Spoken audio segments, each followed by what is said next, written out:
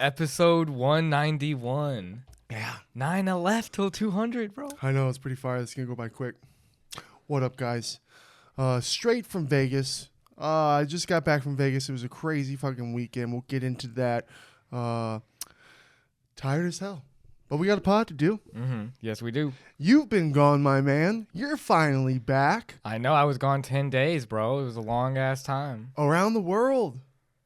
Mm-hmm. Traveled all the way, Jobins, from here to Europe. I'd never been out of the country before, bro. It was so crazy. Like 30 years on this planet. I'm going to turn 30 this year and just thinking like, wow, I never stepped foot here before.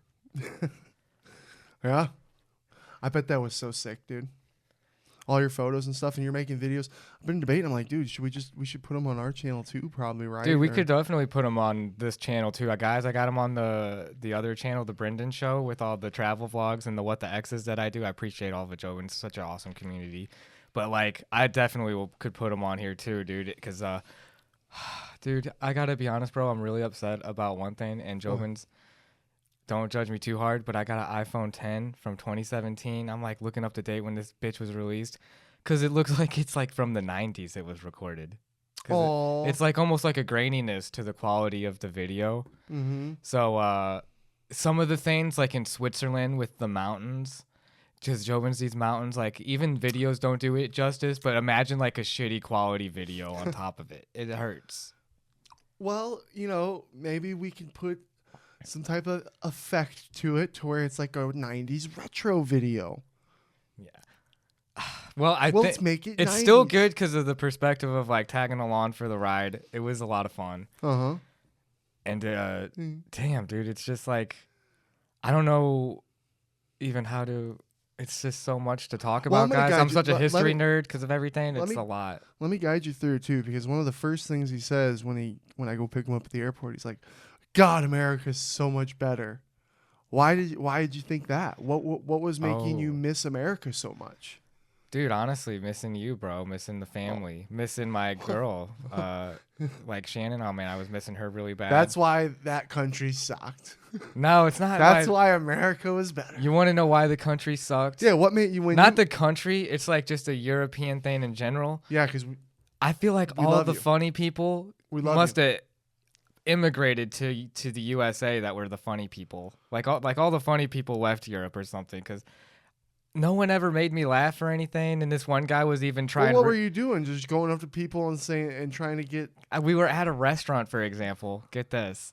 Who makes you laugh? Where the do waiter you go even in America where you bump into like occasionally? They have no sarcasm. Uh-huh. This guy was like, "You didn't like your food. You didn't like your food," and I ate it all. Right? So he's being sarcastic. It's like, yeah, I get it. You're being. I was like, oh man. So you just don't understand culture and how to. So when maybe like their heightened humor kind of pissed you off a little, rubbed you the wrong way. Dude, they have a way. Damn Europeans have a way of doing it. Well, you know what you do though. He was like, I was being funny. I was like, I was like, I know. Oh my god. Yeah, I know you were. I know you were being funny. Dude, Tony would eviscerate that guy if he was on Kill. And I was just like, you should have gave it right back. You should have said why you didn't like it. No, I did like it. I ate the whole thing. Oh. So why did he say you didn't like it? Because that was his idea of that's how he's trying to be sarcastic. Oh, interesting. And I knew that too, and I was like, oh man, it was so good. That was so good. He's like, you didn't like it though. And then I was like, yeah, no, I know. I'm like, he was like, I am joking. I am joking. Oh, interesting. But you're right. There wasn't like a lot of examples for that, but it's just like that was nothing. I don't know. You guys didn't have any like cool conversations with people? I would say Joel. Shout out to Joel because he's Mo's friend that he met. Mo met him at like some kind of Steve Aoki show in Barcelona, and then he just was able he like actually committed to taking us all over Switzerland, dude. So we didn't have like a taxi fare or anything. Uh-huh. And he was a really cool guy too. Okay. So how was the flight?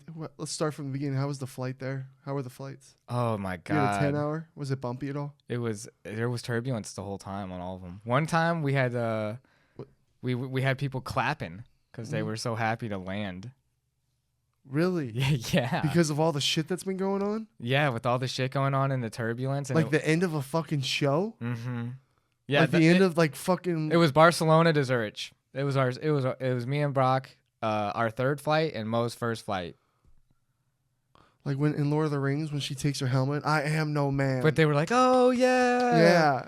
And then in a plane. Yeah. Landing. Mm-hmm. I was like, "Yeah, we're here. This is awesome." Oh, maybe okay. Maybe they were clapping because it's like a. They got there. Okay. I think not because the plane just gonna in go landing down. in But that was itself in the back of because my mind, the plane going down. But for them, it was more of like they were just happy to be at that destination. So you first Switzerland. Yeah. So when you guys get there, what did you do? You meet up with Mo right away? Well, no, yeah, that's the thing. Actually, it wasn't Switzerland. We went to Switzerland first once we got to Barcelona, home base, where Mo lives. Mm-hmm. So we spent one night in Barcelona. So we had a 10-hour flight from here, right, at 8 p.m., 10-hour flight here to London because that's where our layover was. We were in London for like an hour. I got that coffee mug there in time. And then we went from London to Barcelona.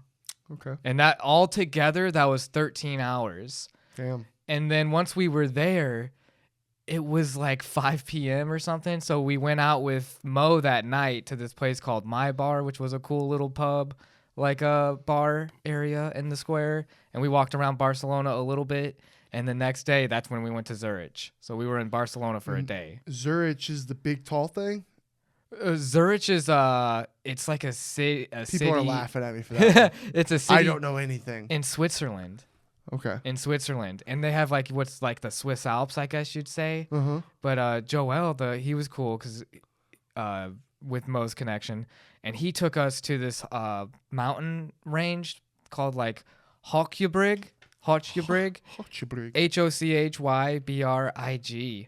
And that's where it's like my video doesn't do it justice because of like how beautiful these mountains were. Like when Legolas and all the guys are going up the fucking Legolas, snow mountains. Elvis I see. You could film a movie up there, bro. It's beautiful up there. I was like, this is where you have to film like a Lord of the Rings movie, dude.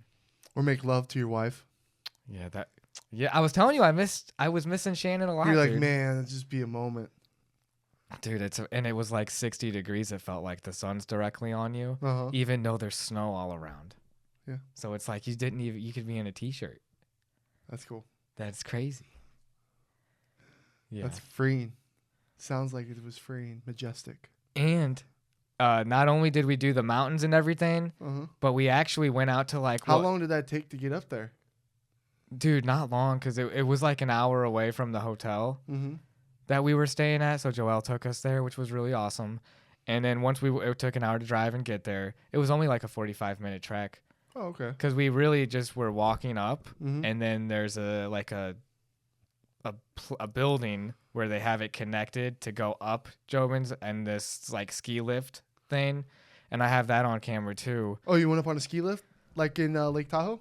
Kind of, yeah, like a gondola type thing, but a lot bigger just because it fit probably like there was like 30 to 40 people crammed in that thing at a time because they tried to get as many in the air because they try to get as many people as possible. Air? Oh yeah, it's suspended on the cables. Ooh. It has the cables that go all the way up to the top of the mountain, and then there's even more higher up. Ooh, no. Dude, but you look straight down and it's Bro, like you no die. fucking way. I'd have had to, you know me, I'd have been panicking. I don't think you would. If you've been in a Ferris wheel or anything, it's like that's high enough to kill you already too. It's just like that, and you're encased. It's glass. It's not like a ski lift like we're used to.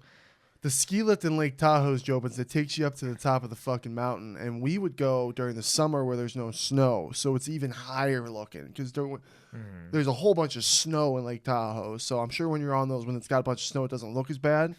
And on top of that, it's fucking rocks underneath you. So it's like, yeah, this thing breaks, we're dead. You most definitely would die still. The thing is, it's like more of a cable car too, just so you guys get an imagination of. It's not. Fuck that. Exactly. That's where I feel like I'd have the anxiety of like, oh my god, the weight. Dude, I'm already big. It was honestly pretty cool. Really? It was cool being on it. Because it's like you're just going up and up. I'd have had to take some deep breaths. And then getting up there, it's so beautiful, Jobins, and like seeing the snowy mountains It's breathtaking. I was like, and then I filmed a little bit, but it's not going to do it justice, like I was saying. What was the most fun thing you did with Mo? Ooh, damn. While you were with him, because you guys were with him how many days total? Like 7? Yeah, 4 days. Because after our trip from Switzerland and then our trip to Rome, we went back to Barcelona. So we had, like you said, 7 days. I would say with Mo. Oh, so you went to So you guys went to Rome by yourselves, then went back to Mo? Exactly. Oh wow.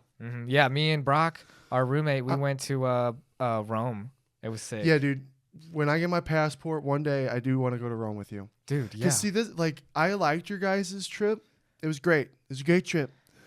But a little too much in so much time. I kind of like that. Oh, I get you. I kind of like that, like 10 days in one general. Yeah, place. like just one country to fully explore like that. Yeah. It is a lot to do. Because, bro, 10 days in Rome with you or 10 days in Egypt, you know what I mean? Like, that would be lit.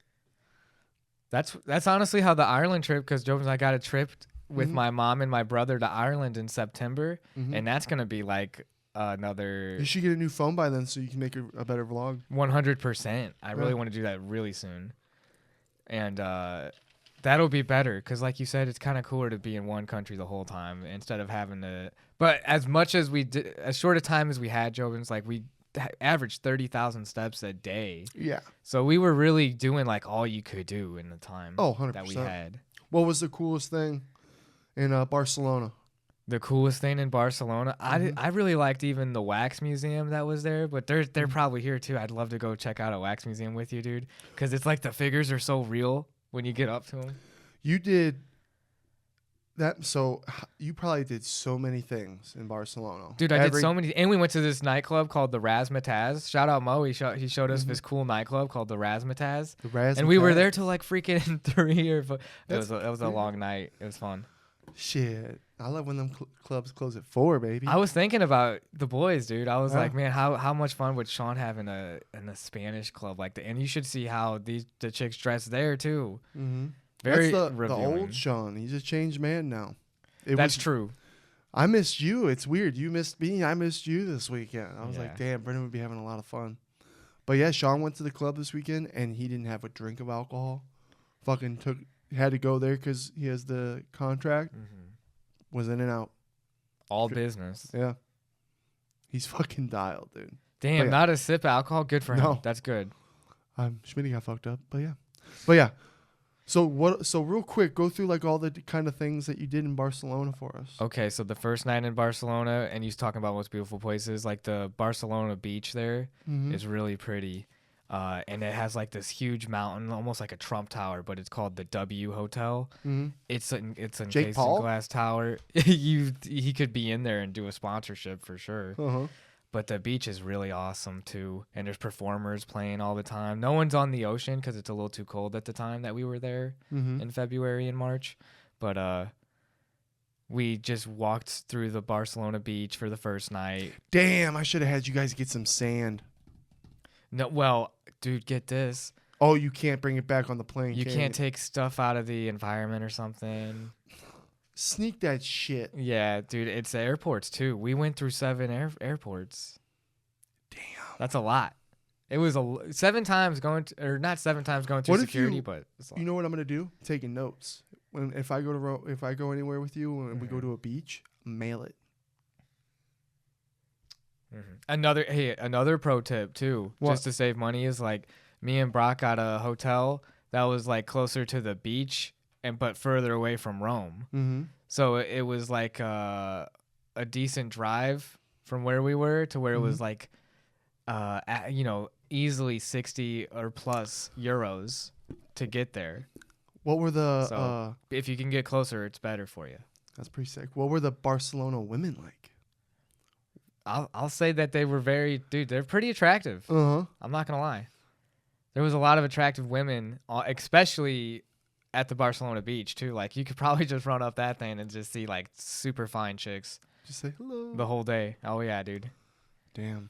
Yeah, they're all over Europe, man. And plus, it's such a hot tourist spots that we were at too. So it's like there was a lot of Asian people too that I would see everywhere too, and it's a hot Asian chicks like in all these European countries too. It's crazy.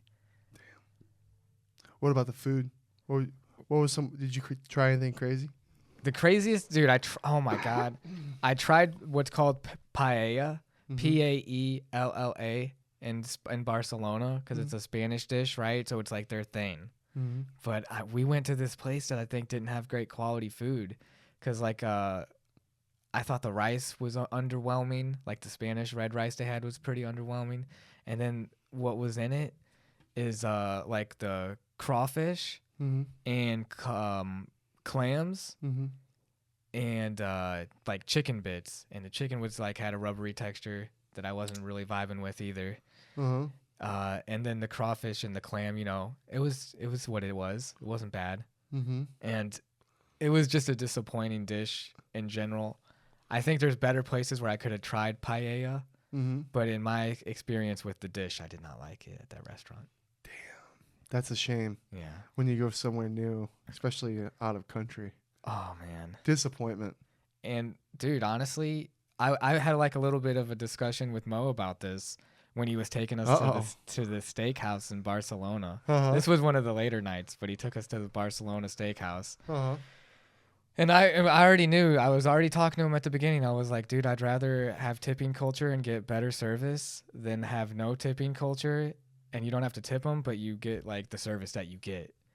And it was like we had to ask for everything and like get their attention for like anything at all, including like the hot plates that you use to burn the steaks. The food was quality. I'm not dog. I thought the food was really good actually. It was a great recommendation from Mo, but it's just the European service industry, in my opinion, sucks in general. It's not his fault. Brendan's calling you all out. But I respect tipping culture, and I respect cold beer and cheeseburgers for last night's service. They deserve their tip. You know what I'm saying? I'm like, guess what? Tip industry rules because I'm getting such good service here. And we had a good night getting food on time. She kept coming over, asking for refills, getting everything taken care of. That's how you run a fucking business. But the steakhouse, the food was amazing, but they don't understand that aspect. Because they get paid no matter what. They're just trying to get the tables filled, you know? So that's, wow, I kind of went on a rant there, but that's how I feel about the European. It's your honest opinion. Step it up. So Step it the fuck I might be up. attacking the culture a little bit, but I got my reasons. Did you try a pizza over there? I did. Oh, my God. What was their pizza like? Because you know me, I would have went for pizza. I did. Pasta. You can be mad. I didn't get pizza in Barcelona. I got pizza in Italy, in Rome. Well, that's like where. But you should try them everywhere. Yeah, is what I'm saying. I didn't get it. I didn't try them in everywhere in Barcelona, but in Italy, because Brock ordered like the margarita pizza, and that was pretty classic. good. Yeah, just the classic with cheese and sauce, and the dough was really, dough was like crispy, a thin crispy, and it was pretty good. My brother Jeff fell in love when he went to Italy. He said it was the best food on the planet. Yeah, dude, I honestly had the best pasta ever in Rome. See, that's why I'm dogging on Barcelona again. Oh man, it's just like the food was a lot better there for sure. And I had spaghetti with clams, and it was amazing. Oh man, it was amazing. The flavor of the sauce was good. The pasta was so good. Imagine 10 days in Italy. We would get so fat. I'd have to really make sure I'm exercising. Dude, the things that you see with your own eyes, Jobins, like the old ass artifacts at these archaeological sites are crazy. They still stop construction just because they run into shit all the time still, dude. It's crazy. Really? Yeah, they'll be like working on the subway system or something, and they'll have to stop because like some bodies came in there, and they're like, well, we gotta like, and it's usually like old. They have like a lot of the same stones they use in their buildings are like recycled in the modern like buildings they have there. That's wild. It is wild, dude. That's actually pretty cool. BC, and we were driving on what was like considered like the oldest road in the world, I think, dude. And it's like we went to this church where they had supposedly Jesus Christ's footprints once he was resurrected and was face to face with St. Peter. Really? And they have these footsteps encased in glass. There's a Latin mass going on in the church. We're trying to be quiet while I'm filming here. I almost feel sacrilegious because I'm filming inside of a church. and there's a mass going on and they're praying, and I'm like, I'm over here trying to get I'm content. like, what up, Joe? These guys are pro. So we're in here. And they're all like, what the fuck is going on? Seriously. Yeah, I tried to be quiet. You might burn. No. I was as respectful as I could be. I prayed in all these places, so it was good. Did you feel it when you prayed? Oh, definitely, dude. I bet that was probably pretty cool. You know what? It just reaffirms my faith, but it was like I have that same strength when I pray, even at the house or anything, and then just pray for the well-being of my peers, you know, like my brothers. That's what I did. I was like, please just like make sure that we all succeed, we all do good, like whatever adversity comes our way, we can handle. That's sick. And then it's like, especially, oh my God, dude, it's powerful at these churches with how much love is put into the design, architecture and everything. Yeah. And it's probably massive, right? Mm-hmm. Anytime you go into a church, it's a different, it puts you in a different feeling. And I can't imagine something like that. Damn thing probably looked like a castle. It was, dude, on the Vatican, bro. Jovens, I'd never seen something so elegant like the palace, like the Vatican. Brock snuck a photo of it, and it was pretty sick. It just, oh man. I wish I could have. You got to be there, I'm sure. You know what's crazy to me though, bro? It's like I don't know how I feel about it because there's so much like enormous wealth concentrated into something like that, on like something that's supposed to be like a church or a house of God, you know, and then there's 3 gift shops in there. Like, there is. Yeah, you know, it's just like, to me, it's like this commercial aspect of it. Dude, it is a tourist attraction. I'm a tourist. I was there. I wanted to see it. And you know, but it's just a conflicting part of. Did you get your magnet or not? I did. So. I know. I contributed. I don't know how I feel about that either. Oh no, we gotta get rid of the magnets. And you got a funny Pope one. Yeah, I had to get Pope Francis. Come on. Damn, dude. And then you went to the freaking catacombs. The catacombs were crazy. How long of a tour is it? It was only a 45-minute. They said they're 7 kilometers. It would have been so cool if it wasn't like so guided, but you can't get in there, dude. They're like barred off, you know? Mm-hmm. So like I'm sure only like excavators or whoever isn't hired to do that goes there. Uh-huh. But they say they have like 7 kilometers of tunnels of these catacombs that like people would get buried in for religious ceremonies and stuff. And then all the ones that we saw were empty though. Because, like, of robberies and stuff like that, they take the bodies somewhere else so that they're protected and preserved. Oh. So they don't keep bodies in there when they discover them. But they keep, like, the tombs were just all open, you know? Yeah. It's like, oh, so there was a body there. There was a body here. But before you even go to the catacombs, with the tour that we were on, we went to the actual like, the church that's in the city. Uh-huh. That actually has the bodies that were donated from like the 1600s to the 1800s of Carpathian monks. And they're all lined up on the walls and everything. They even make up like a lantern of bones. That's so fucking creepy. They said there's over like 1,600 bodies estimated that donated, you know, willingly, of course, because there's that many monks that were willing. And they all knew this shit was going to go down. Yeah, they were like, oh, it's going to decorate the church. And then there's, dude, I got it on video, bro. It's so wild. It's a painting, a really beautiful painting of like Jesus Christ. And you have all these bones circled around it of the monks. And there was a lot that I learned about the Carpathian monks. They were the first ones that were like, hey, you should put milk in like coffee. Uh-huh. Like the, you know, cappuccino Uh-huh. comes from Carpathian monks. Really? I swear. Well, and I guess a latte, right? Because it's just a ratio of milk. And you know what? They were like the scientists back in the day. Because you remember watching Van Helsing in 2004? And our boy was like his monk sidekick that developed all the toxin, like all the stuff. Like they were really like that, developing shit. Just coming up with like the inventions, medicines. dude. Yeah, medicines, right? Yeah. Like crushing powders up and stuff. Damn. I wonder what their fascination was with like knowing that their bones were going to decorate the church. Like, oh, yeah, like, dude. Well, they flayed themselves too. I saw it. I saw one. They kept one encased because it was like it's been turned into a museum now too. But I like filmed that as well, and it's like really like just you know, like dog tags. They kind of look like the shape of dog tags, but like with like sharper edges, you would think.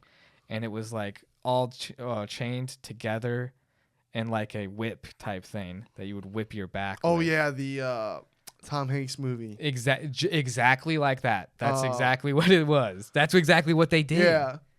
God. No. They needed to suffer like Jesus suffered. Mm-hmm. So they would flail themselves. What was that movie? The Da Vinci Code. Da Vinci Code. The Da Vinci Code. And you're exactly the scene I was thinking of when I was seeing it. Aren't places you were in that movie? 100%, dude. That's pretty cool. Dude, there's any movie with Rome in it, like we saw all the structures. We walked everywhere in Rome, me and Brock. That's pretty There's cool. not like a spot we missed, dude. In that short amount of time. Yeah. So it's not that big? I wouldn't say it's like it's a big city still. Yeah. And the traffic is, dude, the traffic's ridiculous. Damn. It's bad. Yeah. It's just popping all the time. I mean, there's tourists everywhere, including ourselves. Like, everyone's going there. But there's so much crazy shit to see there that's super old. Like, even cooler than the church stuff was the archaeological site of all the Roman stuff. Because it's called the Roman Catholic Church. Because guess what? Rome came before even Catholicism. You know what I'm saying? Like, before Jesus, Rome was still around. And we're looking at all these old Egyptian things, too. Like the freaking Anubis statue. Dude, I felt like I was in a mummy movie almost. And then they had like a freaking mummy, too, in one of the glasses. I've never seen anything like that. I remember when they brought a mummy thing through St. Louis. Really? Yeah, it was like an art show or something. And it was at the St. Louis Art Museum.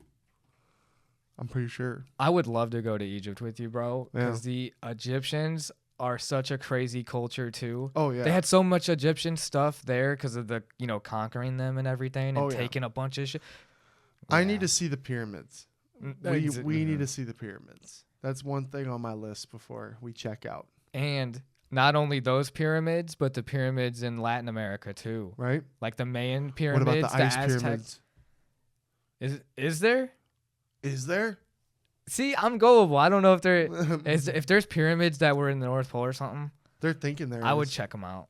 There's like some formations, because like even with weathered, like a pyramid doesn't. When they discover pyramids, they're not how they were. They're all fucking toned and weathered. That's how a lot of the statues were and things, and even the Colosseum, like how broken down it is, and all the cavities, like the holes that come in these structures, because they're not as they were, like you're saying. Yeah.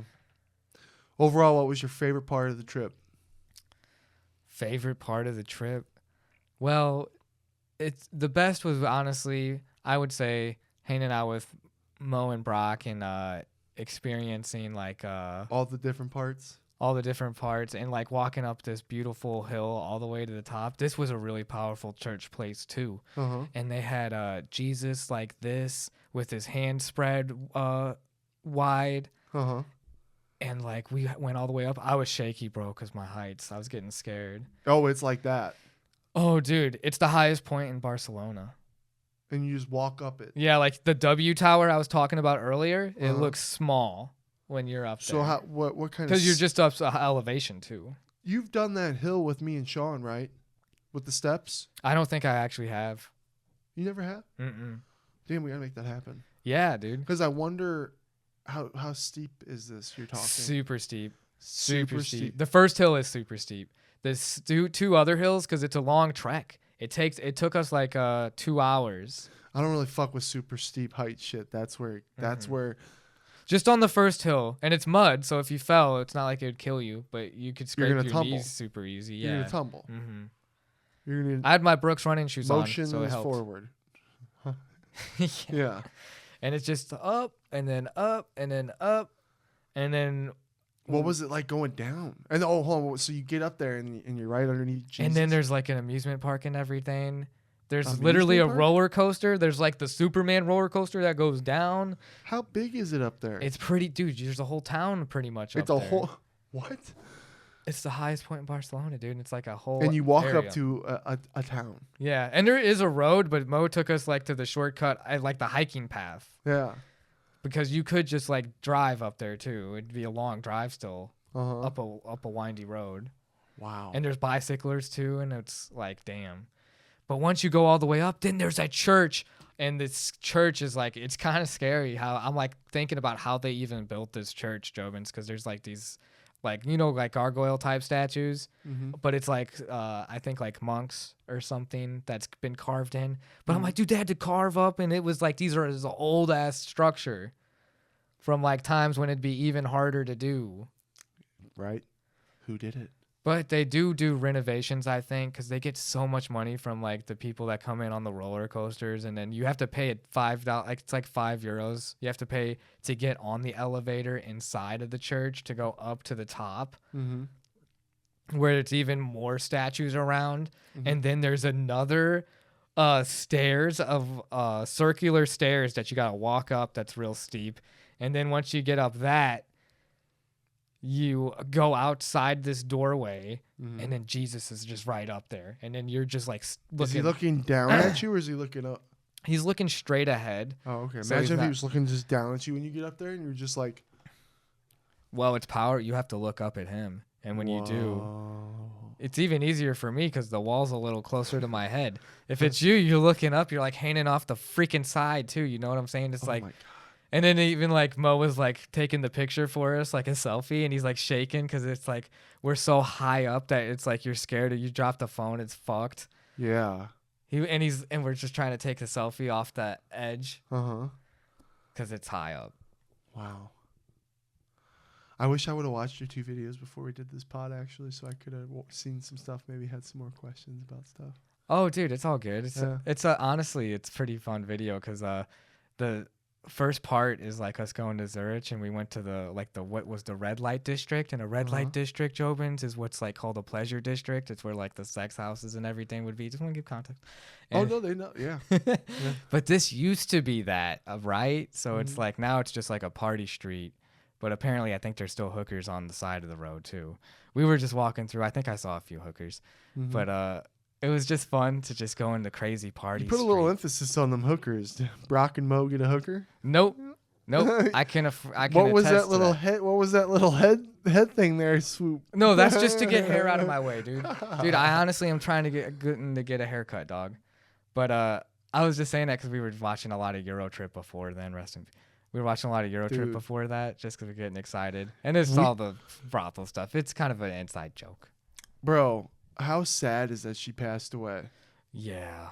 I know, dude. Especially with the timing of like us watching EuroTrip like that and making all those jokes, and then it's a different time, bro. Right?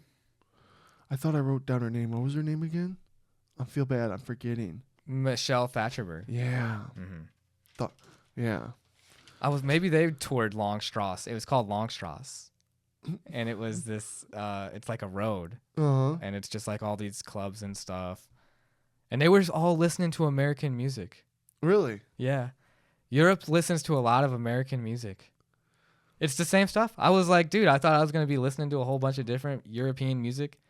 Why were you watching EuroTrip so much lately? Because it was what? It was like... Well, it was free on Netflix, and they hadn't been on there ever. Was it because you were going on a EuroTrip, and you were kind of like, I'm going to watch EuroTrip? I think so.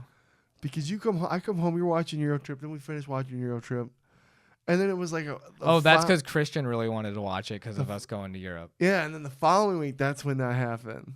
And then you wanted to watch again. I'm like, oh my God, please, I do not want to watch EuroTrip again. Yeah. Oh, I remember. But it's crazy because then she passed away while you guys were in Europe. Brenden loved EuroTrip growing up. Yeah. I grew up with my mom and sister, and they loved Buffy. I loved Buffy. We even watched Angel. You know what I mean? And she was Buffy's sister in that show, dude. She was my childhood crush. One of them. Yeah, some about her liver. She had surgery for like a liver transplant. I think when you watched EuroTrip, I looked her up. I was like, oh, I just wanted to see what, and she wasn't looking good in a photo that they had posted. Something's up. Young, dude. Fucking young. Rest in peace, Michelle. Because she was, definitely good actress. And Gene Hackman died while you were gone. His whole family. I mean, well, it was him and his wife and their dog. And no one knows who Gene Hackman. Everyone I was talking to, Brenden, no one fucking knows Gene Hackman. Well, he's a bit older, isn't he? I know, but you know Gene Hackman. A bit older. Mikey didn't know him. Tim doesn't know him. Sean doesn't know him. No one fucking watches. Tim and Sean don't know anybody. They don't watch fucking movies. How do you not know Gene Hackman? Watch a fucking movie. Yeah. Watch a fucking Well, movie. you know what? I can't think of a movie that Gene Hackman's like the star in right now off the top of my head, dude. The Replacements. He was the original fucking Lex Luthor for Superman. Well, not original if you go black and whites. Okay.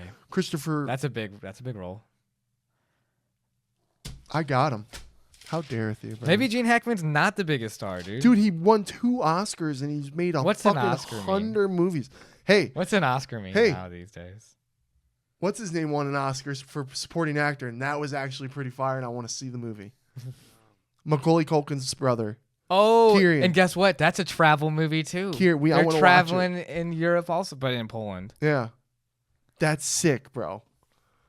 Dude, you know what'd be sick too? I wish if we had more time, it'd be so cool to go on one of those trains that could travel across the countries too. Oh, There was a big station that we passed in Zurich. Like after we were walking Longstrasse, we went to like the subway station area, and they had like trains that ran across like the countries. 1 second. The Birdcage. I don't think you've ever seen that movie.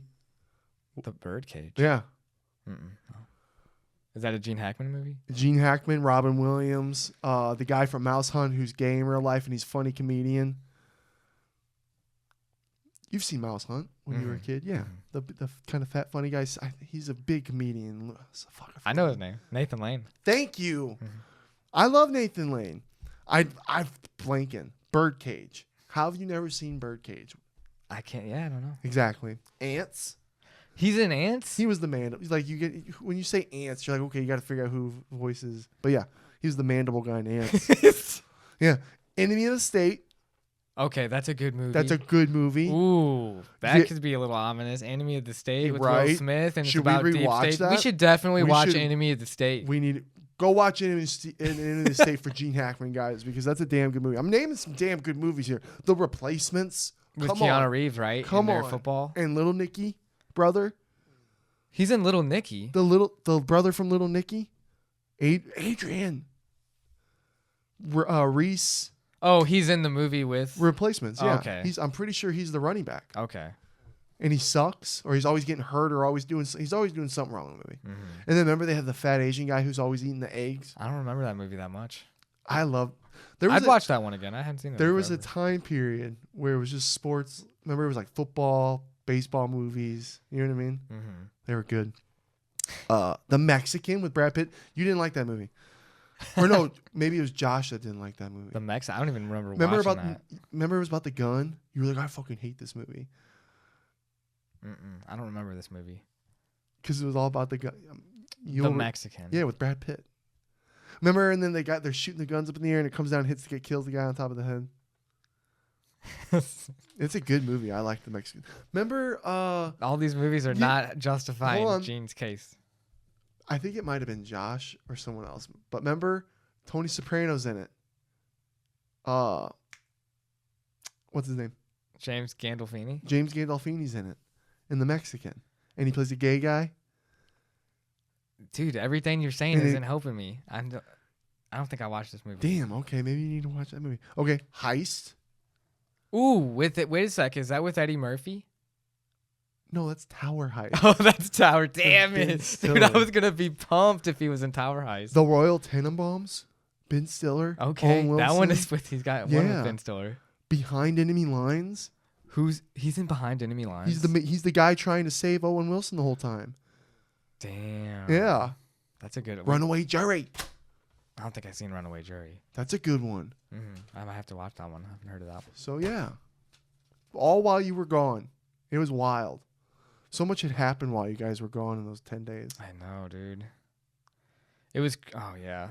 And then we won't get no political talks today, but President Trump talking to all the people. Did you watch that? Oh, my God, absolutely dude. insane. We're crazy. We're in a movie, Joe. No political. Dude, I watched that movie on the airplane, The Apprentice.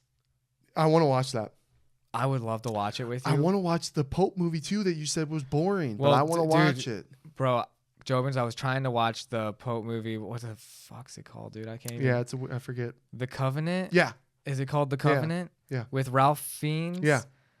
Ralph Fiennes. Ralph Fiennes from Voldemort. See how we help each other? Yeah. See that? Dude, that movie though, I think it was good, but I was feeling sick for some reason. Jones, I was getting really hot and sweating really bad. Oh, so that wasn't the movie's fault. Yeah, we're gonna rewatch that shit. Because honestly, it was just a crazy experience, just feeling sick in an airplane. I don't know why I find Pope movies so fascinating. The two popes with Anthony Hopkins and the one guy from Game of Thrones, fire. It was such a good movie. Dude, popes are one of the most powerful figures on the freaking planet. I think that's just what it is. Have you ever watched If you watch Vikings, you know that freaking even Canute had to like bend the knee. You know what I'm saying? Like Viking people bowing down and like having It's just so boring to me. I don't know why.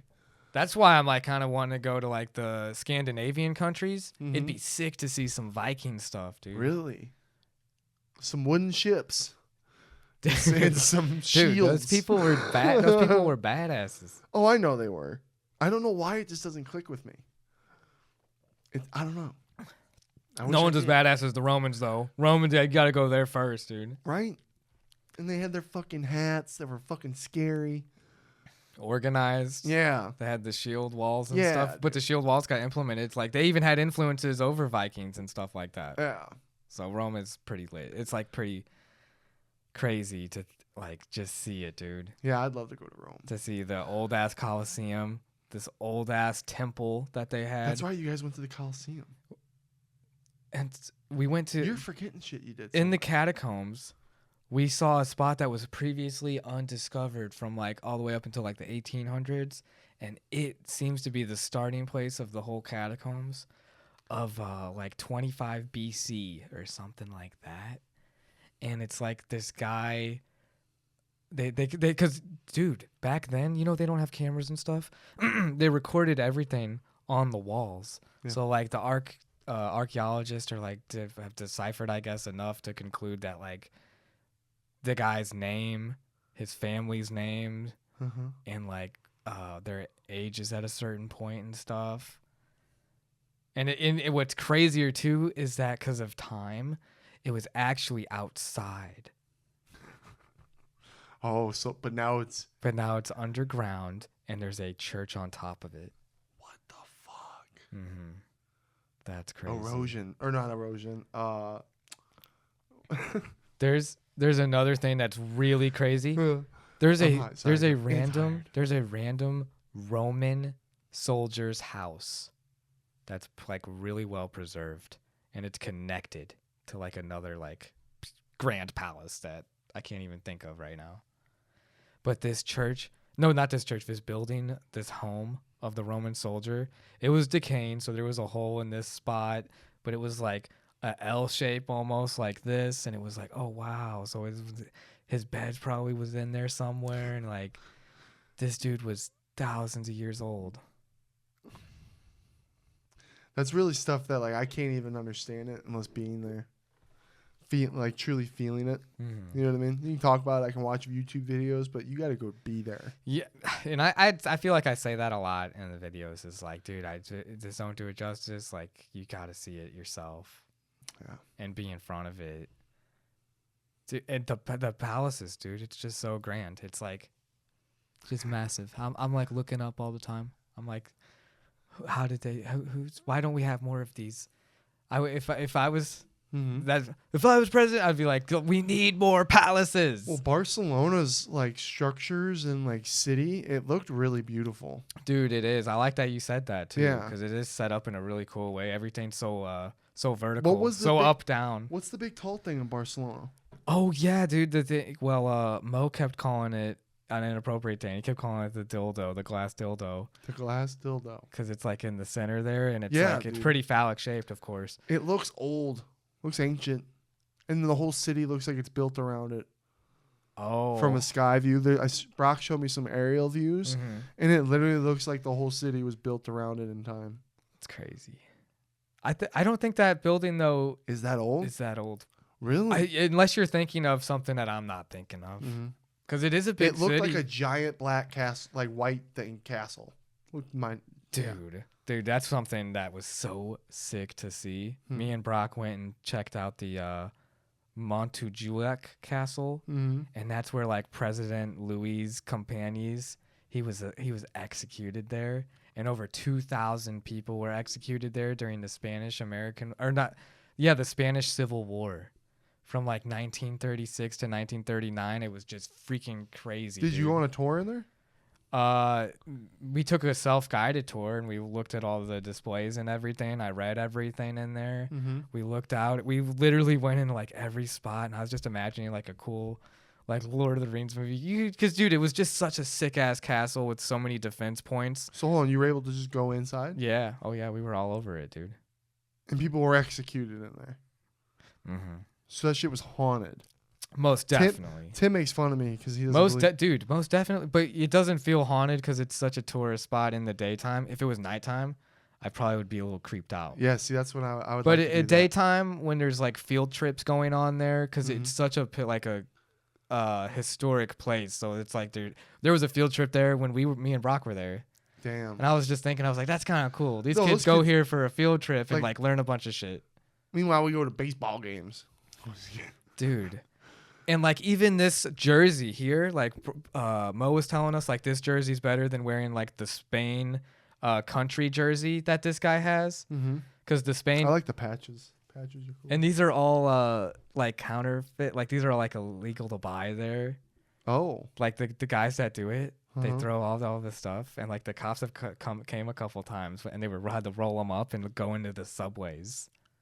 They retreat into the subways, like these African guys that sell these things. Really? Like I bought my girl like a Louis Vuitton bag from these guys for 20 euros. Really? It looks pretty legit to me. So, but it's probably not. Me and her had a good ass time talking about that because I was like, Shannon, look what I got you, and it was a Louis Vuitton handbag. It's 20 euros. I'm like, look up how much that cost. What is it, like it's 20? Like 2,000 something when you look it up online. But this is like like a copy bag that I bought. Yeah, she still loves it. No, she was like, I'd have been so pissed if that was like the actual price that you paid for this. Oh, I was like, yeah, no, it wasn't. Yeah, dude, yeah, that shit's so crazy. It's crazy all the like stuff that they have there. It's like, why? I don't know. It was funny, but we went to the freaking store. The real actual like stadium store, because he wanted to show us the stadium and it's getting built right now, and they have this cool shop. But you can tell that it's fake when you if you look really close to the real one to this one, because of like the texture of the shirt too, and like I was like, oh, so this is fake. Yeah.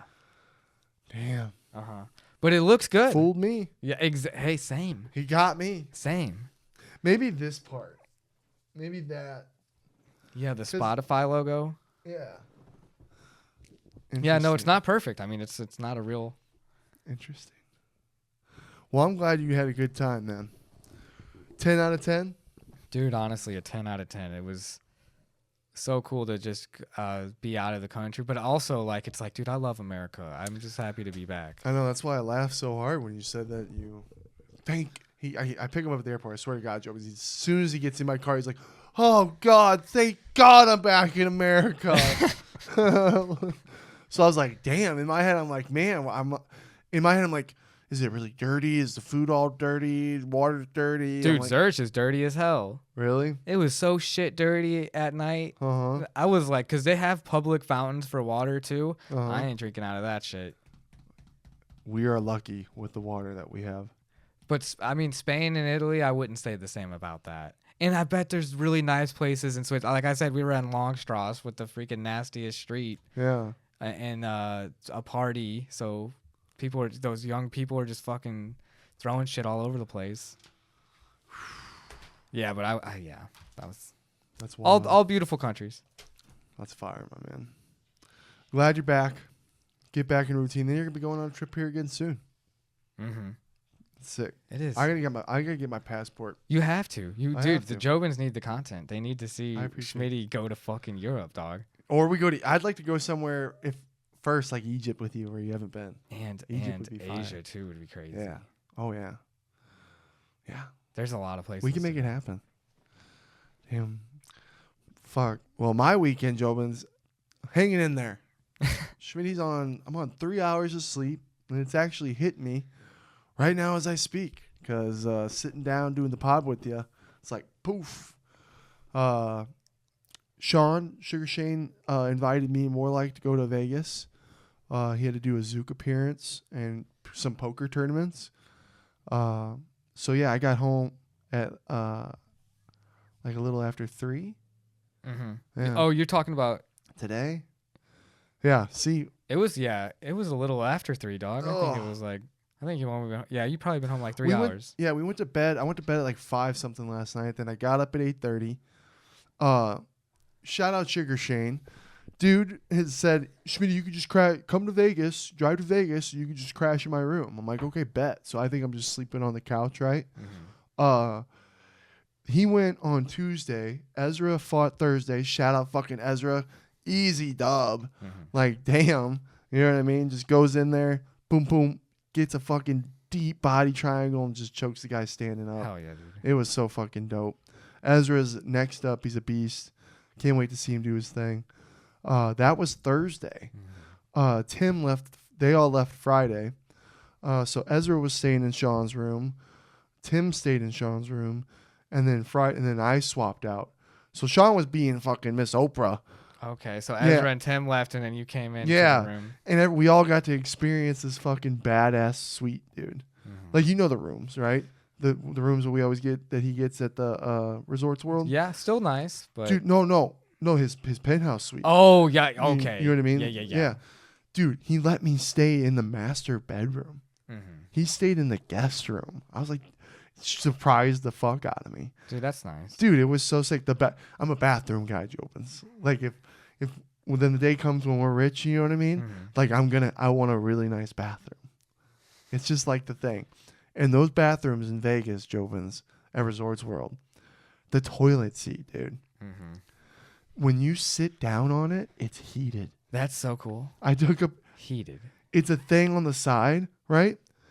Heated. You can have it cold. So, and it has like all different levels. They're like little blue lights. Mm-hmm. Then you can have the thing come out like a bidet, shoot you in the ass, clean your ass. You can have it spiral, or you can have it massage, and you can change the temperature of the water. So I had it hot. When you say massage, you mean like the water stream? Yeah. Okay. Yeah. You feel it goes spiral, and the massage is like vroom, vroom, vroom, vroom. Yeah, dude. The greatest toilet ever. It's a huge difference. No, I bet. It sounds like the next level of using the bathroom. There is nothing like, it's weird, but I can't. You know when you get up in the morning, Jovins, and you go take your poop, and you sit down on the toilet bowl and it's cold? Mm-hmm. Yeah, I've been there. And what you kind of go through that, it's cold. It's not that long. It's still better. It's still worse than when you sit down on a heated toilet seat, Brenden. It's almost like it massages the turd out of you. Swear to God, it's almost like a whole different thing. And then you just hit this little button, a little wand, and now you're cleaned up. Incredible. Well, I'm happy you enjoyed the bathroom. Oh, dude, it was so sick. Mm-hmm. It was so sick. Didn't pull, but it's okay. It's okay. It was a weird night at the zoo. With Saturday night was just like, we got there at 11 and it was fucking empty. Like there was a few people. It didn't start really filling up till like 12. And it's only open till 2. Yeah, dude, we left it like they all wanted to play poker, so we dipped the club and then we all went and played poker. But I was fucking tanked because me and Moore both got drunk. We were all drinking together, just having fun. You know what I mean? Mm-hmm. I was probably loaded within 30 minutes. Because I'm thinking we're going to stay there until it closes, right? I don't even really remember getting to the poker table with the boys. And then they were all wanting me to play. I was up 400. Mm-hmm. I'm up fire. Yeah, I'm up fire. Yeah. In that state? Huh? Oh, yeah. Not like drunk like that? Yeah, well, I was up already before I had that day, right? Yeah. But I quit playing. Well, after the club, when they all wanted to play again, they were like, come on, Schmidt, play. And I thought it was $100 buy-in like before. So I put down, I'm like, they talked me in and I'm wasted. I didn't want to do it. You know what I mean? I'm like, because I can't even really fucking see straight. You know what I mean? Damn. Yeah. And it's like, how can I think to play poker. How can I see? I'm going through all this, right? Well, then the lady goes, no, it's 200 buy-in. I said, oh, fuck that, boys. I'm out. And I just sat there. You know what I mean? They played from 1:30 to 5 in the morning. Really? Yeah, dude. Damn. Yeah. It's a long-ass time. Dude. Shout out Frankie C. Frankie C. We met Frankie C. Jobins. You got to go check out his YouTube. It's Frankie C. He's a professional poker player. The dude is an absolute gem. One of the, when we go on trips and we bump into people and we're like, you just connected with the dude. Super. Yeah. Frankie's the fucking man. He was doing a little poker tournament with Sean. Zook hosted a sugar on the poker table.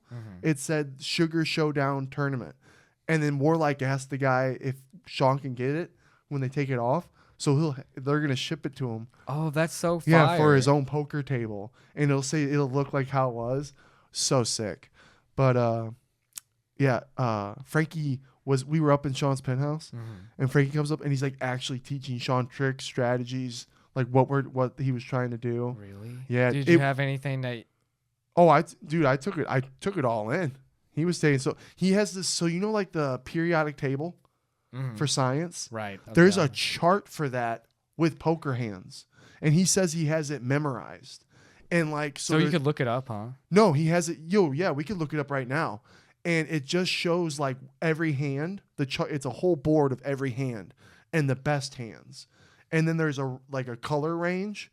So he knows like based on his cards, where his cards are on the board. Wow. Without even the river coming up. Yeah. Huh? Without like what he should do before he should even make the decision to bet. You know what I mean? And so I'll show you the chart after the thing. Yeah, I'm gonna save that chart. That chart sounds lit. Dude, Frankie sees the fucking man Jobins. Go check him out. Well, I would assume pocket aces would be the far right green. I didn't look at it because he was talking. He was throwing so much. It was like a seminar. Sean got a private seminar from a professional poker player, and he said that stuck out. He was like, anytime you're playing poker, if your hand, you always raise. If you don't have a hand to raise, fold. But he was throwing out so much. And I know people are gonna get all crazy about that in the comments because you can think whatever. But and I'm butchering what my man Frankie C would say. You know what I mean? I understand why he's saying the raise every time, because otherwise if you check and then their opponent's knowing. There was so much bullying. Like I learned so me bullying. I like that, dude. That's funny. I pissed a lady off the first day. What? I unintentionally, I didn't mean. All I said was, I'm like, oh, she's running it, but I was talking with the boys because I went like this. I went, she's running the fucking table. You know what I mean? And I didn't even know she was mad. She's like, oh, they can't be doing that. They can't be talking like that, like getting all upset. There's passionate poker players, dude. Passionate. But she was a fucking bully. She was always go all in. Like the way she was playing was bullshit. Pissed off War. War wanted out. He didn't want to play with her anymore. I went up 100. And this is what happens. Sean loves to sit down and go, oh, Schmitty, oh, you love Schmitty. Like they like making fun of me, right? Where it makes it seem like I'm the bad poker player. I'm not. Who's up? Who's up that one? On Friday I was up. Saturday came back up again. Yeah, you came back with some money in your hand. It's hard. It's hard. Oh yeah, it's hard. Poker's hard. I was down on the first day. I got down to like $50 on the $100, and then I came back. I won some good hands. Dude, my rule is always this: when gambling, it's like whatever I'm willing to gamble, I'm willing to lose. You know, it's like if you have 200 for the night that you're betting, you should say you're already down 200. Yeah. Oh, dude. And then everything else is the great. amount of everything bluffing. else is good. I saw some bluffing from Sean because He's awesome. Oh yeah, dude. We watched. So Friday was Sean's poker tournament. That was like 6 hours total. And then he went, and then there was this other famous group poker guy, like That's Crazy something. Played with him for a couple hours, and it was like this other like 7-Up something, or not 7-Up, 5 something crazy. Everyone had huge crazy. That went on forever. In 2 days, Jobins, I probably watched a total of like 15 hours of poker. That's a lot. Live poker. I bet that was cool though. Oh, dude, so cool. Frankie C and this guy named Eric. which Warlike was showing me videos of them. Really good poker players, huh? Dude, these guys are so rich, guys. It was weird being there. It was like in the poker world knows these people. They're so good. They got rich playing poker, dude. Oh yeah, dude. The one guy usually goes in $1 million buy-ins. And it was only a like a $5,000 buy-in. Like he literally was just there to play with the Sean and like just to have fun. Dude, my question is like, how much luck's equated into this too? Oh, being that like that, because there's like other people that are as skilled as them. I'm sure. Do you want to know what it is? What is it? It's luck and skill and mind games, bro. That's the three things. Because when we were playing on the last night, when I was watching, he doesn't look at his hand. Goes all in. This should have, and this wasn't recorded. This should have, even Sean was like, I can't believe that wasn't fucking recorded. We're sitting there, right? He goes all in. I forget the fold, the spread, right? Not looking at his cards. Goes all in. Someone, I forget, Warlike calls him, and Warlike has it all on video. Oh no, that's another thing. That was at the end when Warlike went all in and lost. This was a different time. He goes all in, tells Sean, he goes, here's the first card, picks it up, throws it. It's an ace on the table, right? Then he goes, without looking, then he goes, hey Sean, what's this card? Pulls it up. It's another ace. How did he see his cards? He didn't. We all witnessed him not look at his cards, Brenden. He did not look at his cards. It was crazy. There was probably 4 or 5 insane moments. Even with like how some people will get king 9 in a spread, you know what I mean? And they end up having the same cards and they split, like shit like that, dude.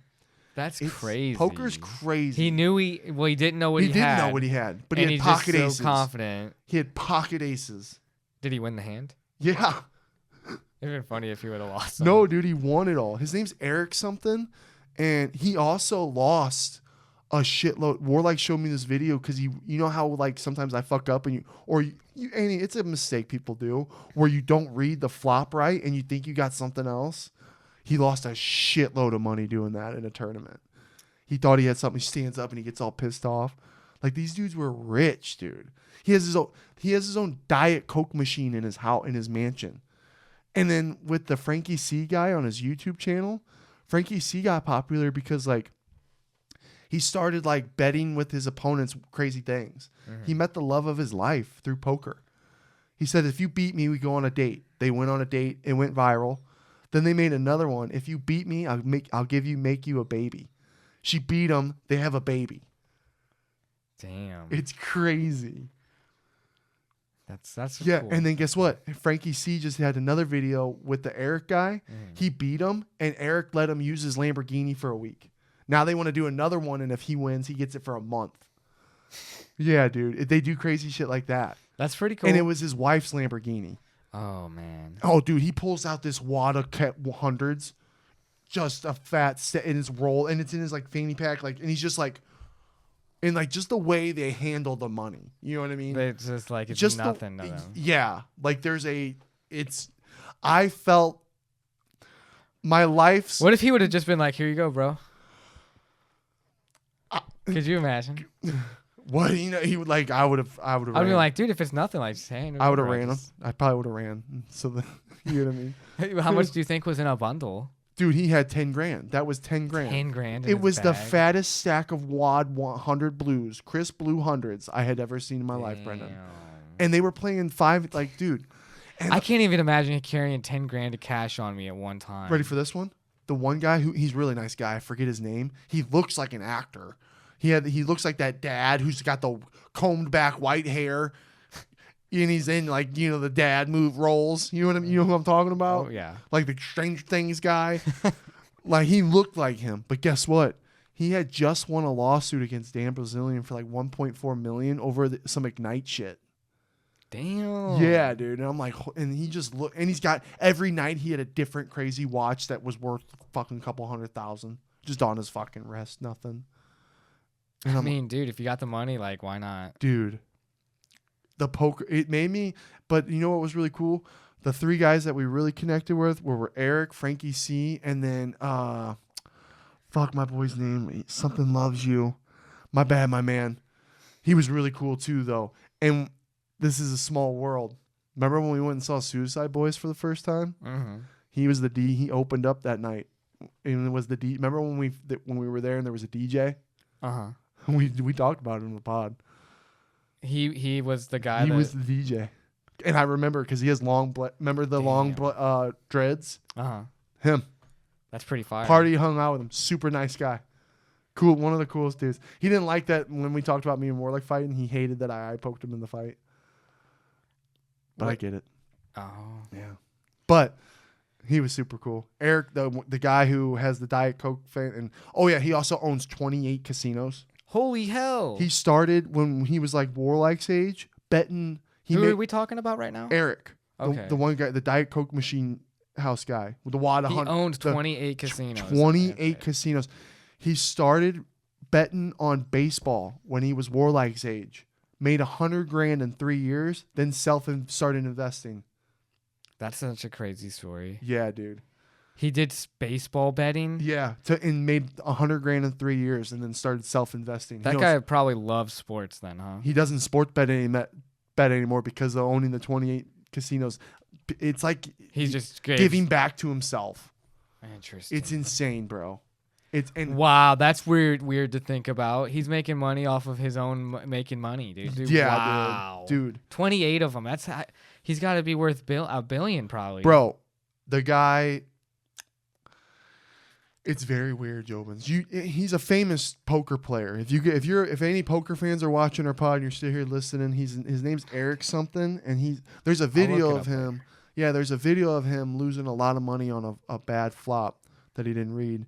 And Warlike says he's one of the Mount Rushmore. He's on the Mount Rushmore of poker. Yeah, and he was so cool. One of the night, he went to the club with us. They all went to the club with us. Like we played poker with these guys for 2 days. And I'm like, I kept thinking about Nick. Jobins, me and Brenden grew up with Brendan's brother Nick. And you know the older brother story shit. What you do what the older brother does. We would play how many poker games would we always play? Dude, a whole bunch. Dude, all the lot. Time. So that's why it's like I low key love poker. I just like if I was a millionaire, I'd be down to go play poker all the time. Yeah, dude. I wouldn't be doing like high stakes games. Yeah. But I'd be coming in with $100, $200. The $100 tournaments and shit like that, no problem. Mm-hmm. It's fun. And we're low key.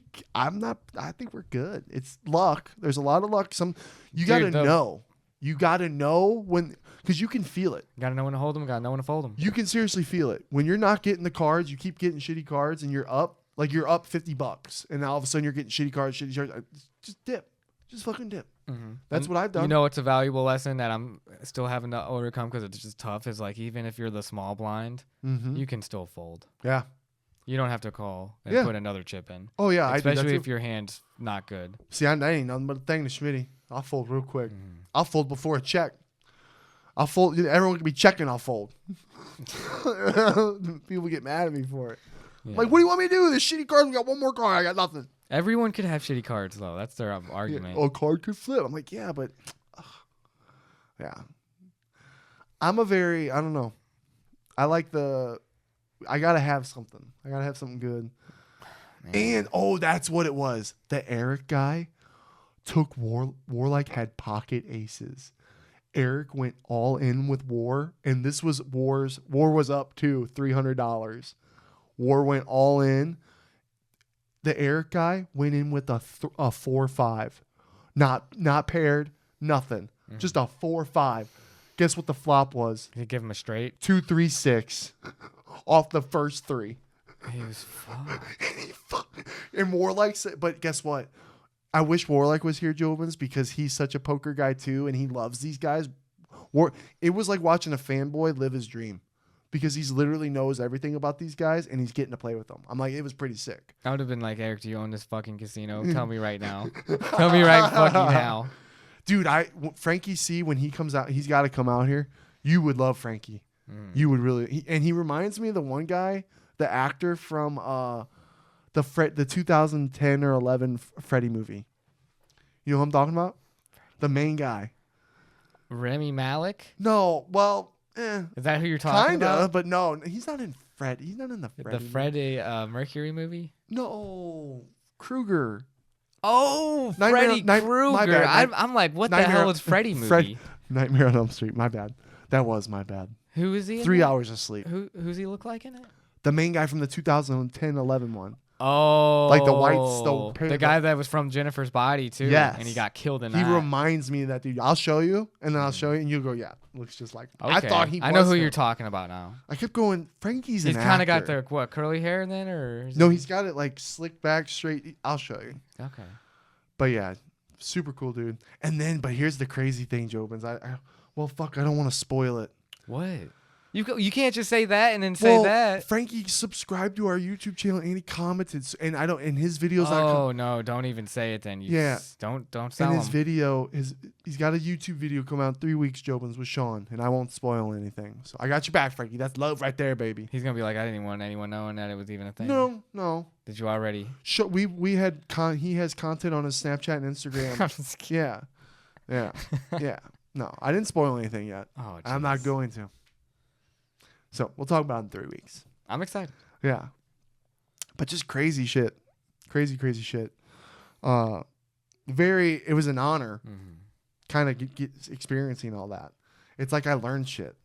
I feel like I improved a little in my poker. Dude, you were with the pros of the sport. The best of the best. You know what I mean? That's how It's you insane. learn. And you won too. You went up, dude. You should Yeah. be proud of yourself. Yeah. Oh yeah. And you got to know when to just not. I was up. There was times I was like, man, I want to play a little more. And I'm like, no, don't. You're up. You're done. You did good this weekend. You know what I mean? Mm-hmm. But yeah. Also, Sean surprised us and he said, hey, you guys want to go with me to the UFC PI? We could do the hot tub and cold plunge. We're like, me and more like are freaking out. Like, hello. Mhm. You know what I mean? I can't tell you, bro. I wish you could have been there for that. The hot tub cold plunge at the PI. Well, we'll get to that in a second because that went a little viral. But just the whole, like, before that, it's even kind of full circle, Jobins, because when I first saw Sean, when any of you guys first saw Sean on Contender Series, what was the promo? It was him sitting on the rock outside the newly built UFC PI. That's cool. You know what I And mean? then you're there. And now I'm here with him. Like, full fucking circle shit. And the UFC PI is always just, it's kind of almost like a staple of the sport now because it's such an iconic place. Mhm. And it's from top to bottom. They do not miss a beat with everything inside and like how it's all built, everything. And I'm assuming, right, any fighter under the roster can go there. There was everyone there. Usman was there. And I forgot that Usman talked about him and fucking Ben Askren. They talked about that shit back in the day. You know what I mean? What shit? You know what I mean? Invite shit. No invite shit. Oh. Yeah. Oh. Yeah. They did? Yeah. See, I was so lost there for a I second. know. Dude. Because, God damn it. But anyway. Because we're walking by him, right? He's training, right? And then when we walk by him, we didn't say anything. And then we walk by him again. We're walking downstairs. Now he's walking down the stairs with us. Oh, fuck. So, Kamaru Usman's scary. I'm a fan. I turn around. I go, Usman, I saw you fight live in St. Louis. And he goes, oh, cool. I go, yeah, when you whooped Emil Meek's ass. And he goes, oh, yeah. And then I get to the bottom of the stairs. I'm getting ready to turn the corner. And I go, you're the man, Usman. But then it wasn't until later that I was like, oh, wait a minute. You know what I mean? But anyway, because I'm with Sean. Mm-hmm. I don't know. Dude, I would be probably saying the same thing, dude. And I then love guess who Kamaru else? Usman. I know. Well, of course. It's fucking Kamaru Usman. Dude's a killer. Yeah, you were such a big fanboy. of Yeah, Usman. yeah. And I'll say it. I was Emil Meek. I liked Emil Meek. I know, dude. I was like, fuck that guy. Dude. I know. Emil Meek is going to get... I mean, was it the most exciting fight? No. He dominated him. I can still see. Remember when at the end of the third round, Emil Meek just got so pissed and he threw his mouthpiece out to the crowd? Yeah. I could still see that. And Usman's just fucking like it was nothing. But yeah, super cool to meet him. Fucking bumped into Johnny Walker. That's cool. And guess what? Massive. Was he bigger than you? Like as big, bro. And like just big. Shocked me. Damn. Way bigger than Alex Pereira. Wow. Shocked me. Alex Pereira shocked me because of how much smaller I thought Alex Pereira would be more like Johnny Walker. If Alex Pereira was like Johnny Walker, I'd be like, my God, that's the most terrifying man on the planet.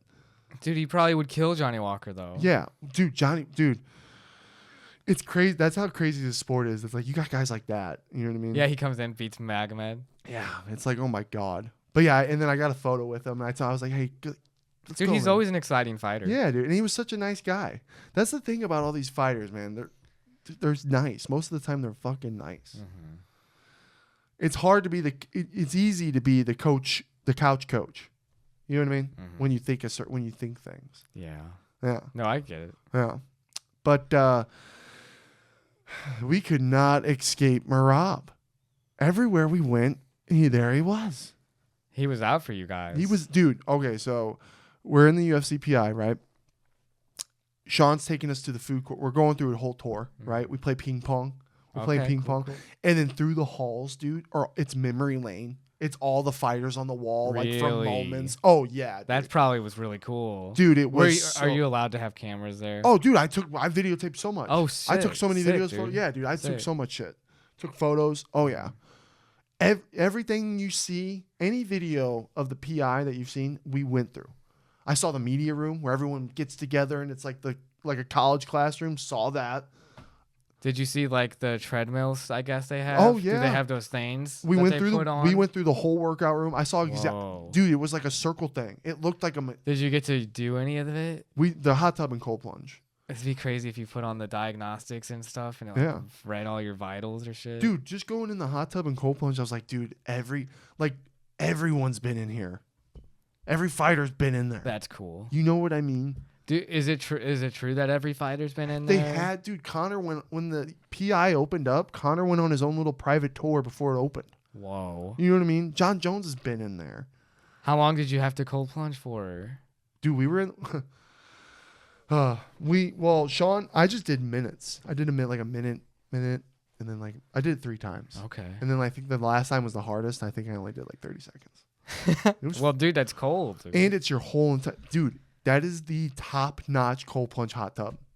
If you can have it like how the UFC PI has it. How does it work? It's just 2 giant tubs next to each other. One's cold, one's hot. You can literally hop from one in and out without even. You can just pull yourself up, turn around, go into the next one. Or you can go up the steps, get out, and go in. Oh. Yeah. Okay. And it's deep, dude. So you get your whole body submerged in that 42-degree weather. It's different. You know what I mean? Because arts are tiny for me. But there's no escaping. It's your whole thing. Yeah. You know what I mean?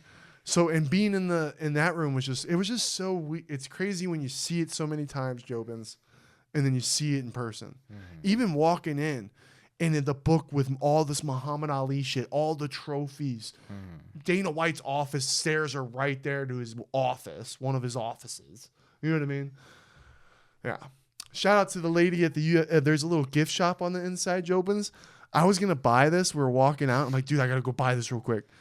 And we go in there, and she's like, no, just take it. I'm like, what? She's like, and she looks over at Sean. And she's like, I'm not going to have you buy your own toy. That's kind of weird, right? And yeah, and she gave it to me for free. So shout out her. It was sick, dude. This was sick. It is sick. Yeah. It was like $30 too. Dude, and it's like it's already encased. I ain't going to open this shit. It's lit. Our boy's an action figure. Dude. Yeah. But, all right, Merab story time. This is what you all want. That's what everybody wants. It was wholesome. I'll say that. Because, and then Tim's like, remember, he's the enemy. Well, no, duh, Captain.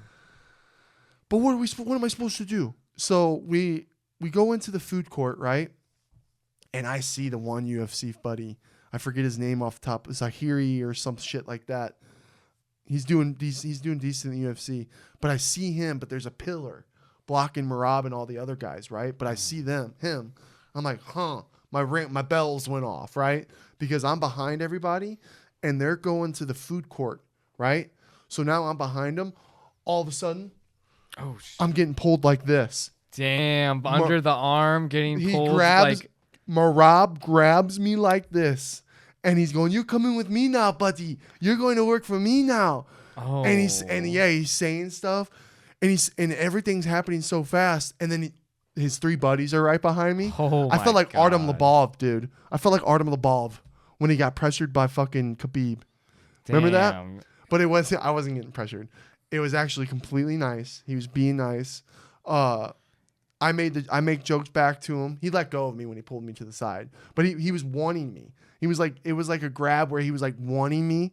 You know what I mean? Like to be part of his team. Thank God you were cool about it, dude. Oh, I know. Well, I would hate if you got jumped like right there. Oh, if I'd have dude. said like, let yeah, go. if you would have been like, get off me, dude. Yeah. And then it's just game over. Oh, I would have got. Dude, you were very It was smart. my time. I think you did the It would have best been thing my you time. could have done. Yep. That was that moment in the Zodiac Killer movie where you just survived and didn't go into the basement. Where there was technically like that build up, Yo. like that build up music kind of and then going. look, it turned out really nice because you just went with them. Jovins, Tim's like, oh, you know, you're his best friend now. No, I'm not. Behind the scenes, me and Merab, it's always been respect. Why do I hate Merab? I hate Merab because he took my boy's belt. That's why I hate Merab. And there would be another level of hate, like not hate, but dislike if he had hurt Sean. If he had knocked Sean out, choked him out, like actually hurt my boy, right? He dry humped Sean for a couple rounds. And then Sean actually started doing the fucking damage in the 5th round. You know what I mean? Yeah. So it's not like what I respect Merab. There's gonna be respect. It's wholesome. What am I supposed to do? Talk shit? Be fucking whatever? Oh, he got the belt. He defended very well. Very impressive. Against a really scary Dagestani Yeah. guy. Yeah. And at the end of the day, Jovins, I love the UFC. It was shitty when like it appears when people they think things. You know what I mean? I love this sport so much. I love all the athletes. At the end of the day, Merab was being a super nice guy. Him and Sean had a good talk. You know what I mean? Sean asked him. He was like, "How you liking the champ life?" He said he was enjoying it now more. And then apparently someone had told Merab that Sean had gotten big. But he was like, you're not big. Someone told me you had gotten big. And your impression's pretty good. Yeah. Yeah. And so it was a wholesome moment. We made some jokes. Everyone was laughing. But at the end of the day, Jovins, when it comes time to war, it's time for war. Yeah, I was going to say, you can't lose track of the warrior way. Yeah. These two warriors need to, actually, it's going to have to square up, you know? So at the end of the day, I think this is what the sport's all about, right? I thought that's what it was. And it was a very weird thing because then we couldn't escape him. We bump into him in the food court, right? Then we go to Sean goes and gets a little workout, and then we do the cold plunge and hot tub. When we walk in there, they're all in the hot tub. And then the UFC fighter girl, she's got a fight coming up. What was her name again? Oh my God, Demopoulos. Vanessa Demopoulos. She's in there, and she was in the cage when we walked by Usman, and she's all, "Hey, Sean," and she's in there, and she's like, "Hey guys, welcome." She's like just energetic as fuck, like always. She really is, and she's in the hot tub too, and we're like, "Oh my God!" So, what you know what I mean? So then you guys got in the hot tub. We got in the hot tub. We got in the cold plunge, and we're again just nice casual talk. There was a security guy told Garrett to quit filming right away because he thought that something was gonna go down, but then he was cool with it later because he realized, okay, hey, nothing bad is gonna happen. But just wholesome talks. And then Merab wanted to do the photo. He's like, come on, let's do a photo in the group photo. So I had to do that. We recreated the Islam shit. Yeah. It was wild. I can't tell if he's trying to play games like that. I think He's so. Trying to get all of his opponents in the hot tub with him. I think how Merab feels is that he dominated Sean. He feels that he dominated Sean and that he's better. And that's like he doesn't have to worry about anything, right? Like, oh, I beat Sean. Like, hey, it's okay. So nothing Sean can do, I feel, would upset. He can't get upset. But that's why. So I was telling him, I didn't really want. It's hard because I want to say this, but I don't want to say it. But I think it all happened for a reason. I think there's a reason why we bumped into Merab. Hopefully no one of them watches this. I hope it doesn't get clipped or anything. But my intentions tell me that maybe maybe Merab doesn't hate Sean or have that like he really did the first time, because now he looks down on him. He's beat him. Now it's funny, silly times, and he thinks he's gonna do it again. When my boy has now a good labrium, grinding 100%. hard, showing like I've never seen Sean more focused in my life. So here's what Sean wants it so bad. So it's like, if this is a game of inches of mentality and war games or anything, maybe that sheds off a little layer of aggression, of something. You know what I mean? Just something. That's just kind of like, I'm hoping. I'm like, maybe that's just like, maybe this is supposed to happen and maybe create some kind of thing to where it's something, it just keeps unfolding. Wah-pah. You never know, dude. So many factors play a role in it all. And it's just like, it's all respect at the end of the day. It is. It's like, just because it's a weird relationship that you want someone to fail, but you like them at the same time. What a weird life. My best friend is Sean O'Malley. This guy took his belt. He's got to go. He's got to lose. He's got to die. No, I'm just kidding. He has to die. He has to die. It's when it's war right there. But then after that, it's respect. And that's it. Mm-hmm. As long as he doesn't hurt Sean. And he's been nice. There's no animosity. I just want Sean to get this win so bad, Jobins. And I think like it kind of if it kind of shows a lot, because Sean, like, we could be those guys like, oh fuck you guys, you like sore loser type shit, but we're not. We're being nice, we're being respectful. Like it's gonna be game time soon again, motherfuckers. You know what I mean? Like that kind of vibe. Like, oh, we're ready to show the fuck up again. Damn. You know what I mean? I'm nervous, man, just because. Every time. It's the toughest fight, dude, but Sean's got this. He's got the tools to beat him, man. Oh, 100%. 100%. And Sean's so confident. You got to have the confidence too, man. He believes in himself. And the way that I've seen him, I've never seen him this dialed. That's the part that's really inspiring me. Yeah, not taking a drink at the club, just, dude, doing his obligations. Every day, every single day, every part of his day is dialed. And it's for a point and a purpose. That's why, and then it's like, dude, Merab put on that great performance against Umar. Just makes the story that much better when Sean gets it back. Such a stacked weight class, dude. Yeah. So let me know in the comments, Jobins, what you guys all thought about the Merab thing. It definitely shocked everybody. Definitely threw everyone for a loop. Shocked me. I tried to just make the best out of it, whatever could be. You handled it, dude, as much as you could. Right? I mean, I didn't want to die. Yeah, dude. You died. Oh, shit. That's scary as hell that he grabbed you like that, dude. Yeah. I feel like, oh, shit. I was like, well, this is it. This is where live by the sword, you died by the sword. So whatever's about to happen is about to happen. Dude, what if you had just fucking punched him right in the face right there? Though 4 other men would have been on me. Think about the story that would have been. I'd be sitting here. I'd be sitting here looking a lot fucking different. That's for sure, dude. That would probably be not allowed in the UFC PI ever again. They'd be like, dude, it would be on the UFC Countdown 100. Schmitty freaked out. God. What if you slept him? God damn it. What if you slept him? No. Oh, it'd be crazy. No. No, you did the smartest thing you could. Those guys would have killed you. Yeah. What a weekend. And then the fights. The fights were incredible. Justin Gaethje kept scaring the shit out of me every time that fucking... He ducked down like Kamaru does all the time. He always does that duck down like Kamaru.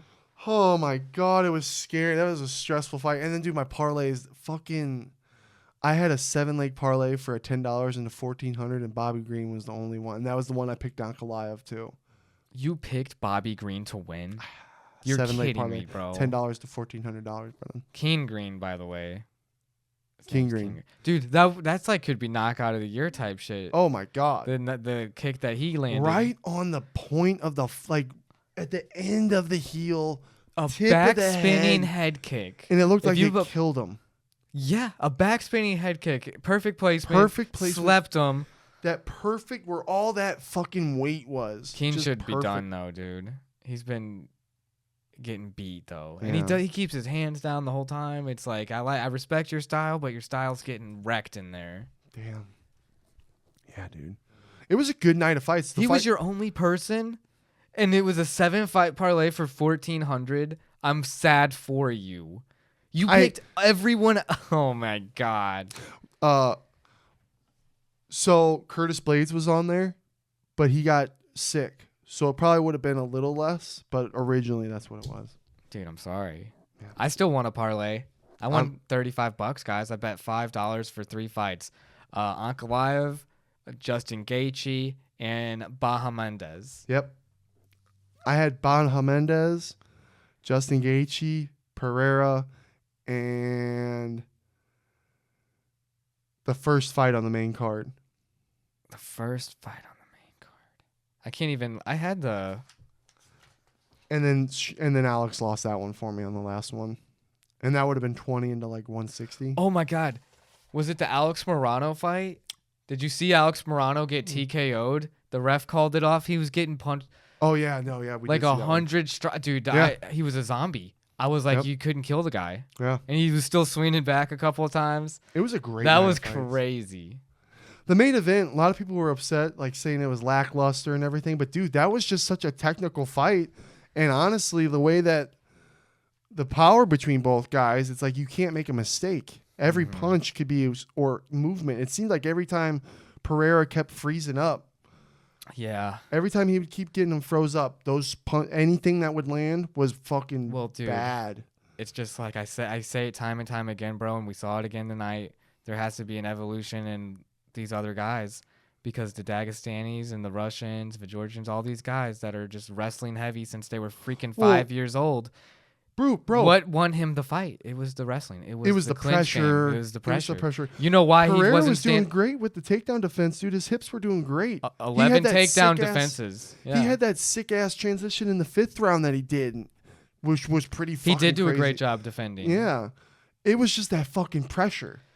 But the fact that he couldn't even fully utilize his offense, like another fight I can think of, where it's like it disables the full potential of these guys who are levels higher in the stand-up department. If Alex Pereira wasn't worried about the constant takedown fear, that would be such a different stand-up fight, you know? Well, those front body kicks and the leg kicks that Ankalaev was doing were 100. Dude, he had a great fight. That was his fight. He won that fight. I picked him for a reason, guys. I knew that his wrestling was so good that it was going to disable the stand-up, and he beat him up on a stand-up a little bit. He did it strategically pretty damn well, too, right? Like getting him real arms tired later. I thought it was pretty damn good. Yeah. I felt bad for Pereira. He took it like a champ, honestly. You know, and it wasn't like he got his ass kicked. It just was the better guy. The faster, more pressure guy. It was MMA 1. Pereira wouldn't throw his left like he would, dude. I don't even think he threw it wasn't really coming till what, the 3rd or 4th round, it felt like. I felt like I wanted. He was trying to invest in those kicks, those leg kicks. Yeah. Yeah. And Dana White didn't seem too happy about the fight. His takedown defense, we got to give him credit for his takedown defense. Yeah. Because that guy wasn't. He was having really good level changes too. Remember how fucking old the guy is? Damn. Dude. I still thought it was. I don't know why. Like people were booing anytime Ankalaev. They were just unhappy because Pereira was losing. But I was like, dude, this is a fucking tough fight. Yeah. Well, it's like, who do you put against Ankalaev next? Cause they what rematch? They're gonna do a rematch, probably of the same thing. I imagine. I think it's gonna be the same decision. We gotta stop that pressure. If I'm Alex Pereira and their team, they learned about the pressure. Look what you did. You stopped his takedowns. He can't take you down. And then what happens? Then he doesn't do the same amount of defense, and then he gets taken down the 2nd round, gets beat the shit out of, and is even more tired when he rocked for him the at the end of round. that second. You know, because the fight is going to be different. The end of the 2nd round pissed me off because it was such a stupid situation, and then he got fucking rocked. I was like, what are you doing? It was like Justin, dude. Justin was taking something. I'm like, what the fuck? I love Justin though so much. Wasn't it lit seeing Justin happy? It's like he's the one fight. It's like there's nobody I really feel that way besides Sean, obviously. But when you see Justin happy, it just makes you happy. It's like oh my god. I felt bad for Raphael, honestly, though. That's his second time trying to get to fight Justin for the W. Oh, he was probably like, son of a bitch, what have I done? They've shared 30 minutes in there. He's a warrior. Close fight, Yeah. and he loses both of them. You know, it's just like, it's got to be rough. And you know Justin hits like a fucking train, too. Kicks hard as hell, too. Yeah. Oh, dude, when he threw that one kick, dude, it's like, damn, he's fucking flexible. Justin could throw. It was like so close and so high up. It was like, what the fuck? It was a good fight. But he is the guy. You know, when we met Justin, he did a front flip thing off of a fence. So yeah, he's like an acrobat. Dude, you know who impressed me was Ignacio Bahamondes, though. Yeah, he submitted, and we met Jalen Turner too, and everything. And he's I liked how he handled. He was trying to tell Jalen Turner not to retire. I don't think he should either. I respect it when people do that. Like, hey man, don't. Dude, it just wasn't a good night, dude. People can get caught in. Jalen's been going through it, bro. That was a dirty triangle that he should have known better. I feel like he had a better chance in the stand-up game. Mm-hmm. And and that's what Christian even said. Christian was like, "We'll see how good Bahamondes' ground game is. What happens? He gets triangle choked like that." Yeah. Don't retire, Jalen. You got potential, dude. You can still kill it. Right. Yeah. Good. I mean, it was a good fight night overall. I'm happy that my predictions came true. So top to bottom, the fights I saw were all fucking crazy slugfest. Even in the prelims, it was cool. We were in the poker room, and they were doing a game, and they had the fights going on. It was pretty sick. Yeah. Epic trip for you. Epic weekend for me. Oh. What else you got? The Lindt Chocolate Factory, Jones. I was at a real chocolate factory, guys. I didn't even bring that up. I'm so sorry I forgot because that was one of the coolest experiences. With a chocolate fountain in the lobby? You can't drink directly from the fountain, but there's these other spots in the tour where it just shoots the chocolate out. I probably had so many spoonfuls of it. Oh, dude, it was so That's not the place good. I need to be. I can't go there. And then you get a free of each flavor when you leave. Can't go there. And then they have this cool gift shop at the end with every single type of chocolate you can think of that they would sell. Nope. And you got the Jesus bobblehead? Oh, yeah. And Jesus is with us. Yep. Well, Jobins, episode 191. We love you. We'll see you next time. Again, thank you, Sugar Shane, for the trip of a lifetime, baby. Epic. Yeah. Next time, you're going to Vegas with me, too. We got to. It's been a while. Yeah. It's been a little bit. Yep. Love you.